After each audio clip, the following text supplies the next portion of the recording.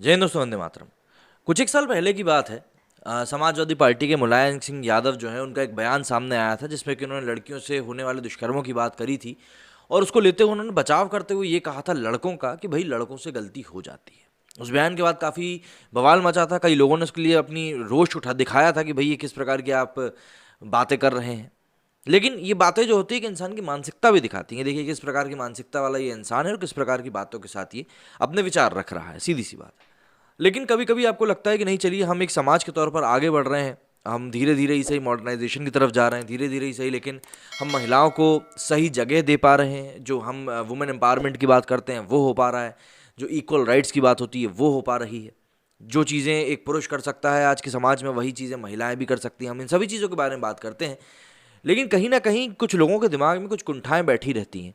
वो यदा कदा ही अलग अलग अवसरों पर निकलकर किसी न किसी तरीके से सामने आ ही जाती हैं। अब ठीक ऐसा ही हुआ है रमेश जी के साथ, जो कि कांग्रेस के विधायक हैं।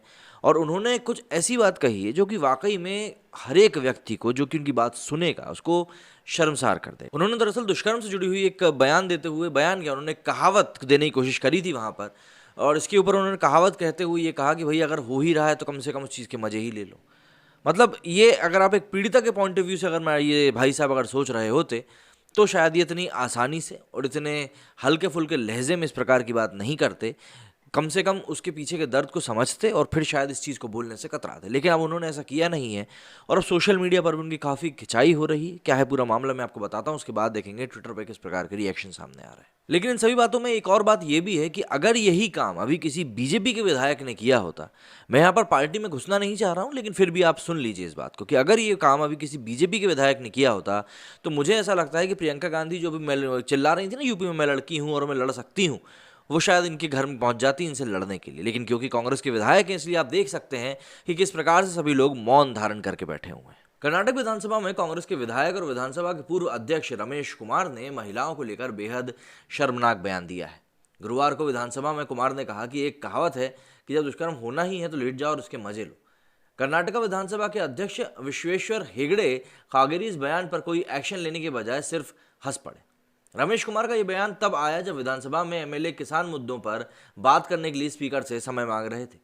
स्पीकर विश्वेश्वर हेगड़े कागेरी ने सवाल किया कि अगर सबको समय देंगे तो सत्र कैसे पूरा होगा। इसके बाद उन्होंने कहा कि जो भी आप लोग तय करेंगे मैं हाँ कर दूंगा। मैं सोच रहा हूँ कि हम सबको इस परिस्थिति का आनंद लेना चाहिए। मैं इस सिस्टम को कंट्रोल या फिर रेगुलेट नहीं कर सकता। मेरी चिंता बस ये है कि सदन की कार्यवाही पूरी होनी चाहिए। स्पीकर ने ऐसा कहने के बाद रमेश कुमार ने उनकी तुलना दुष्कर्म पीड़ितों से करते हुए एक विवादित बयान दे डाला और स्पीकर से कहा कि आपकी स्थिति भी ऐसी ही है, इसलिए मजे ले लीजिए। उनके इस बयान पर स्पीकर सहित कई सदस्य सिर्फ हंस पड़े। कर्नाटक विधानसभा में दिए गए एमएलए रमेश कुमार के बयान की अब चारों तरफ निंदा हुई तो उन्होंने माफी मांग ली है। उन्होंने ट्वीट करके कहा कि विधानसभा में दिए गए मेरे अपने बयान पर मैं माफी मांगना चाहता हूँ। ऐसे गंभीर अपराध का जिक्र मजे के तौर पर करने का मेरा कोई इरादा नहीं था। आगे से मैं अपने शब्दों का चुनाव करते समय और भी ज़्यादा सावधानी बरतूंगा।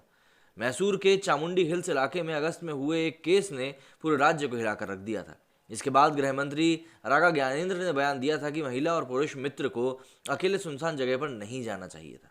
उनके बयान की भी कड़ी आलोचना हुई थी। इसके बाद उन्होंने कहा था कि विपक्षी पार्टी कांग्रेस इस मुद्दे पर उन्हें घेर कर उनका दुष्कर्म करने का प्रयास कर रही है। आलोचना के बाद उन्होंने अपना बयान वापस ले लिया था। कर्नाटका में महिलाओं के खिलाफ अपराधों की दर बहुत ज़्यादा है। कर्नाटक स्टेट पुलिस के आंकड़ों के मुताबिक जनवरी 2019 से मई 2021 के बीच में करीब 1168 केस दर्ज हुए हैं। आंकड़ों के मुताबिक एक दिन में कम से कम एक केस तो हो ही जाता है दुष्कर्म का, और इनमें से 22 कई बार गैंगरेप भी होते हैं।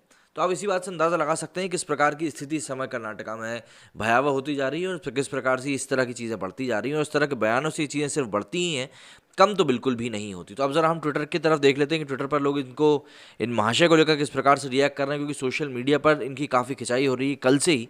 हम तो फिर भी आज थोड़ा लेट हो गए इनके बारे में बात करने में, लेकिन हाँ, इन भाई साहब की काफ़ी अच्छी ज़्यादा खिंचाई हो रही है और पब्लिक इनको बता भी रही है कि भैया किस प्रकार से ये सारी चीज़ें चल रही हैं।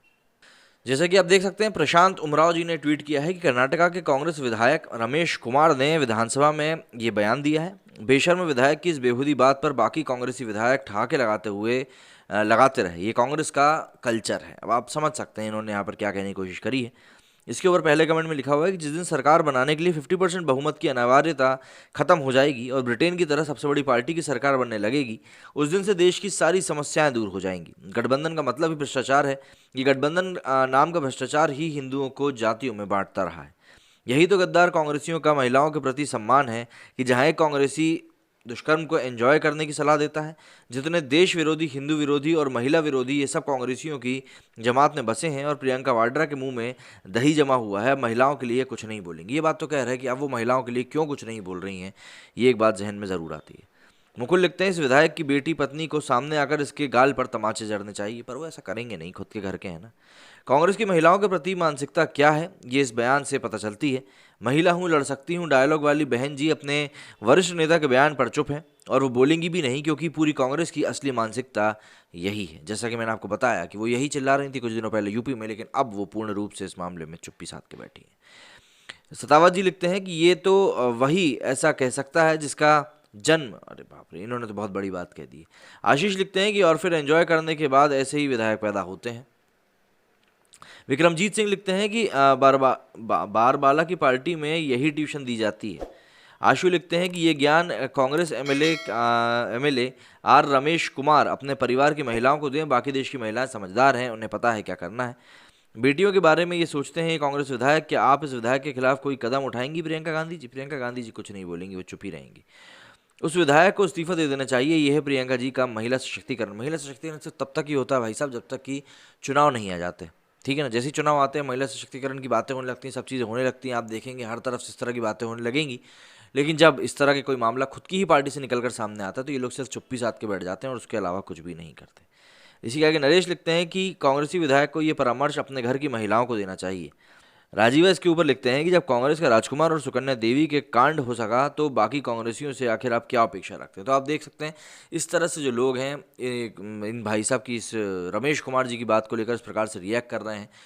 तो सोशल मीडिया पर काफ़ी कुछ चीज़ें हैं जो कि इनके इस बयान के इर्द गिर्द में घूम रही हैं, क्योंकि इन्होंने जिस प्रकार का ये बयान दिया है उस बयान से वैसे भी कोई वाकिफ़ रखता नहीं है। लेकिन क्योंकि ये एक मानसिकता दिखाने वाली भी बात है कि आपकी क्या मानसिकता है, आप क्या सोचते हैं समाज को लेकर, किस प्रकार की अपब्रिंगिंग से आप आगे निकले हैं और किस प्रकार की बातों को आप करते होंगे अपने आसपास के इनर सर्कल में, ये सभी बातें इन छोटी छोटी बातों से ही क्लैरिफाई हो जाती हैं। लेकिन हाँ, ये बात उतनी हल्की फुल्की थी नहीं जिस तरीके से इन्होंने बोल दिया। हालांकि इन्होंने ट्वीट करके माफ़ी मांग ली है, लेकिन बात माफ़ी से तो ख़त्म नहीं हो जाती ना। बात ये है कि भाई आपके मन में ऐसी बात आई, आपने इस प्रकार की बात करी, ये दिखाता है कि आपकी विचारधारा कैसी है। आप लोगों का क्या कहना है इस मामले में मुझे कमेंट करके ज़रूर बताइएगा। मेरे स्टूडियो में फिलहाल इतना ही। जय हिंद, जय भारत।